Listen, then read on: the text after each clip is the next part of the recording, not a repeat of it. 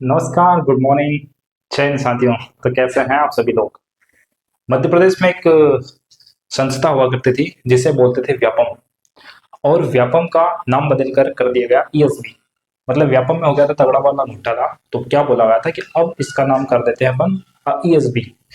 तो क्या हुआ था कि ईएसबी जब नाम किया गया था तो इन्होंने सोचा कि अब कोई घोटाले नहीं होंगे, अच्छे तरीके से सारी व्यवस्था चलेगी। उस घोटाले को दबाने के लिए नाम बदल दिया गया था। अब एक नया घोटाला खुल के आ रहा है जिसको बोलते हैं मध्य प्रदेश पुलिस फर्जीवाड़ा, जिसमें लगभग लगभग 500 करोड़ का फर्जीवाड़ा हुआ है भाई। आप सोचेंगे कि सर 500 करोड़ का क्या हो गया, ऐसा क्या कर दिया, ऐसे कितने लोग फर्जी लोग बने।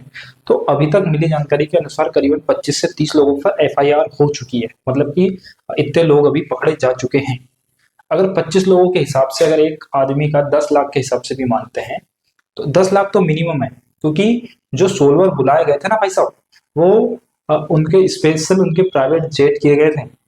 प्राइवेट जेट में उनको बुलाया गया, प्राइवेट गाड़ी से, वहां से जहां से उन्हें उनके पेपर वाली जो जगह थी, एग्जाम सेंटर, वहां तक उनको उनकी निजी गाड़ियों से छोड़ा गया। उसके बाद वापस उनको निजी गाड़ियों से एयरपोर्ट छोड़ा और उसके बाद उनको आने जाने की पूरी व्यवस्था सोलवर से की गई। ये बात सिर्फ मध्य प्रदेश में नहीं है कि मध्य प्रदेश के कुछ लोगों को बैठा दिया गया। ये बात दिल्ली और बिहार, उत्तर प्रदेश, इसके जो तार है बहुत जगह और बहुत दूर दूर तक जुड़े हुए हैं। अब क्या कहेंगे कि जो सोलवर थे, इससे पहले सोलवर ने पकड़ा और एक सोलवर ने खुद ने बोला कि मैं अभी तक 9 लोगों के एग्जाम दे चुका हूं। मतलब एक अकेला व्यक्ति 9 लोगों के पेपर दे देता है, किसमें, मध्य प्रदेश पुलिस में। इससे पहले भी पटवारी फर्जीवाड़ा हुआ था। जो टोपर मनी थी उसे मध्य प्रदेश की राजधानी नहीं पता, फिर भी उसमें एक जांच कमेटी बिठाई गई थी। जांच कमेटी से बोल दिया गया था कि जांच कमेटी से क्या बोल दिया गया था, जांच कमेटी ने बोला था कि कुछ भी नहीं हुआ है और उस बात को दबा दिया गया, वो चीजें खत्म कर दी गई। तो क्या मध्य प्रदेश पुलिस में भी ऐसा होने वाला है कि जांच के नाम पर कुछ दिन चलेगा और इस चीज को दबा दिया जाएगा। तो सबसे पहली बात है कि पिछला जो फर्जीवाड़ा हुआ था उसमें कुछ लोग सरकार के जुड़े हुए थे। शायद यही कारण था कि उस चीज को मुद्दा नहीं बनाया गया, उसको ऊपर उठाया नहीं गया।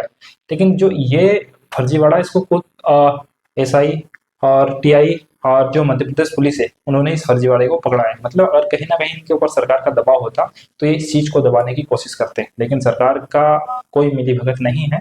इसमें कुछ लोग हैं जो जुड़े हो सकते हैं, लेकिन गवर्नमेंट का डायरेक्ट इसमें इन्वॉल्वमेंट नहीं है। अब बात आती है कि फर्जीवाड़ा कितना हुआ है और कितने लोग अभी तक पकड़े जा चुके हैं। तो लगभग लगभग 300 से 500 लोग पकड़े जाने की संभावना है। मतलब इतने लोग इन्वॉल्व है, लेकिन अभी तक जो पकड़े गए हैं वो 25 से 30 लोगों को अभी तक पकड़ा जा चुका है और कुछ लोगों पर अभी संशय है। और जब से अब जैसे कि इनको ट्रेनिंग के लिए बुलाया जाएगा, या आप लोग जो जो सिलेक्टेड हैं उनको अभी ट्रेनिंग के लिए बुलाया जाएगा, तो क्या किया जाएगा कि आपका फिर से डॉक्यूमेंट वेरिफिकेशन होगा, खासकर आपका आधार कार्ड। जिन जिन लोगों ने 2 से 3 बार अपने आधार कार्ड को अपडेट करवाया है उन लोगों को बख्शा नहीं जाएगा और उनको कहीं ना कहीं पकड़ लिया जाएगा। और आपके सेंटर पे ऐसे बहुत सारे लोग ऐसे दिखेंगे जो ट्रेनिंग में ज्वाइनिंग होने के बाद भी अब ज्वाइन होने नहीं आएंगे, क्योंकि उन्हें पता है कि हमारी हालत क्या है और किस रीजन से अब हम नहीं जा सकते, क्योंकि अगर वो ज्वाइनिंग पे गए तो पकड़ में आ सकते हैं। तो कहीं ना कहीं डर का माहौल है। और जैसे कि पटवारी में हुआ था उसमें कुछ नहीं हुआ तो पुलिस में हो गया, अब इससे आगे एसआई में भी होने वाला था। तो इस प्रकार से ये संभावना है कि अब जो नेक्स्ट भर्ती आने वाली है इसमें कहीं ना कहीं हाँ धांधली नहीं होगी और जो योग्य बच्चे हैं वो लग जाएंगे। इन लोगों को ये नहीं पता होता है कि आप फर्जी तरीके से लोगों को अंदर घुसा दिए जाते हैं। 10,000, 20,000, 5 लाख, 10 लाख, 20 लाख रुपए लेकर उनको अंदर तो कर देते हैं। लेकिन जो मेहनती लोग हैं आपकी वजह से एक एक दो नौ नंबर से बाहर हुए हैं, उनका क्या, वो 10 बाई 10 के रूम में रहते हैं, बड़ी मुश्किल से कोचिंग करते हैं, लाइब्रेरी करते हैं, 400-500 रुपये लाइब्रेरी के दाते हैं। लाइब्रेरी पैदल जाते हैं, धूप में आते हैं, ठंड में जाते हैं, आते हैं। उसके बाद फिजिकल की तैयारी करते हैं, दूसरों से पैसे मांग मांग कर करते हैं भाई। फिजिकल में बड़ी प्रॉब्लम आई थी बच्चों को। मतलब दूर ग्राउंड होने के कारण कुछ बच्चे तो पैदल जाते थे, सुबह से 5 बजे से 6 बजे तक 1 घंटा जब चलते थे ना तब जाके ग्राउंड पे पहुंचते थे।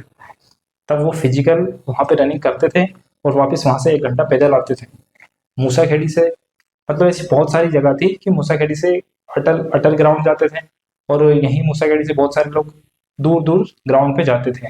तो मतलब कि और उनके जो डाइट थी उसके पैसे उनके पास नहीं थे, दोस्तों से, घर से, परिवार से जैसे तैसे उन्होंने कहा कि हमारा सिलेक्शन हो ही जाएगा तो हम सबका चुकता पूरा कर देंगे। लेकिन इन लोगों की वजह से, ऐसे लोगों की वजह से वो लोग 1 नंबर से, 2 नंबर से, आधे नंबर से बाहर हुआ।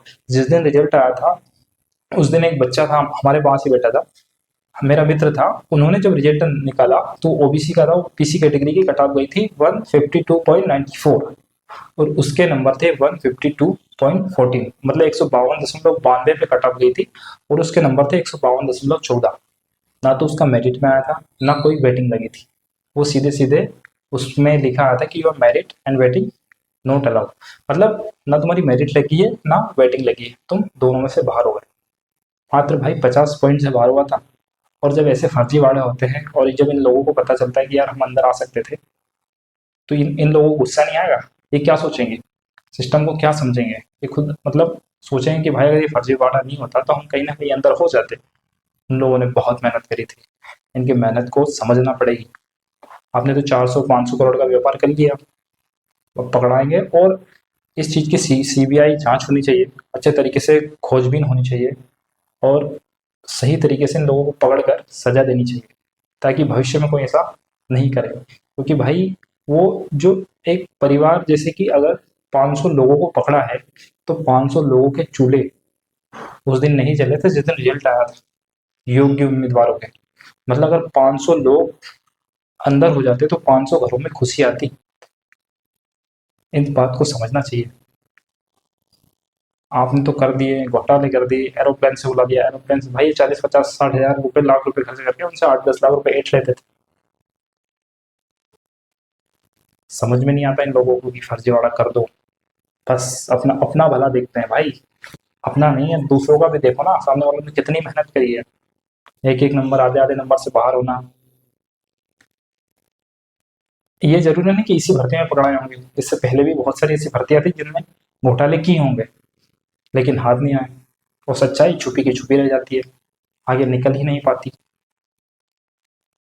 तो ये जो जितना बड़ा ये जाल फैला हुआ है, इसके सरकार को या पुलिस को एक छोटे से छोटी कड़ी को पकड़कर उसके अंदर तक घुसना चाहिए, और कौन कौन लोग इससे जुड़े हुए हैं इसकी बिल्कुल तह तक जाकर उसकी जानकारी निकालनी चाहिए। और जो भी लोग इस चीज से जुड़े हुए हैं, कोई भी हो, कोई बड़ा हाथ भी हो सकता है, क्योंकि इतना बड़ा कांड करने से पहले इन संदिग्ध तरीकों से आधार कार्ड को फेर बदल करना कोई छोटी मोटी बात नहीं होती है। दिल्ली तक हाथ होना, बिहार तक हाथ होना, उत्तर प्रदेश तक हाथ होना, और 400-500 लोगों को इन्वॉल्व, मतलब इनसे पैसे ले लिए जाते थे। इनको क्या बोलता जाता था, अगर तुम्हारा पटवारी में नहीं हुआ तो तुम्हारा पुलिस में करवा देंगे, पुलिस में नहीं हुआ तो जेल प्रहरी में करा देंगे, जेल प्रहरी में नहीं होता एसआई में करा देते। मतलब इनसे पैसे ले लेते भर भर के और बोल देते कि अगर इसमें नहीं होगा तो अगले में करवा देते, इसमें नहीं होगा तो अगले में करवा देते, और ऐसा हुआ भी सही। जिनका पटवारी में नहीं हुआ उनको वन रक्षक में करवाया, जिनका वन रक्षक में हुआ उनका इस पुलिस में करवाया। मतलब इनकी श्रृंखला बनी और उसको उन्होंने तोड़ा ही नहीं, चलने दिया चलने दिया चलने दिया। तो ऐसे लोगों पर सख्त कार्रवाई होनी चाहिए, और जो मेहनत से, ईमानदारी से और सच्चाई से जो लोग लगे हैं उनको फिर से ज्वाइनिंग मिलनी चाहिए। कितने लोग बाहर हुए हैं, कितनी वेटिंग इनकी वजह से क्लियर हो सकती है, इन सब की बिल्कुल